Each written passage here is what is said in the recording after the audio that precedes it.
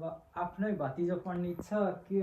अरूलाई दुःख गर्नु अब पण्डितलाई भतिजोलाई हेराउने हो अब जे पर्ला पर्ला के हेराउने हो हेराउने भन्दै आउँछु के हेराउनु एक थोक हेरिदिनु पर्यो हो भतिज एक थोक मात्र किन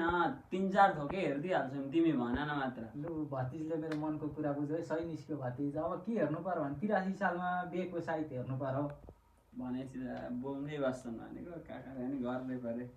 एकछिन ल म पात्र छैन है क्या हो होइन प्रविधिको जमाना मोबाइलमै पात्र भइहाल्छ ए भनेको 83 सालमा चाहिँ वैशाखमा 8वटा जति रहेछ अनि असारमा 7वटा जति रहेछ मङ्सिरमा त्यस्तै माघमा फागुनमा रहेछ साइतहरू कहिले गर्ने विचार छ अब मिलाएर गर्दा भइहाल्छ अरू केही हेरिदिनु छ भने भन नि त बेको लगन त हेरिदिइहाल्यो साँच्ची अब एक दुईवटा कुरा हेरिदेऊ न त के एउटा कुरो भन नि त म बाहिर निस्किन्छ एउटा कुरो केटी हेरिदेऊ नि त ए ल्याङ हान्न पो आएको रहेछ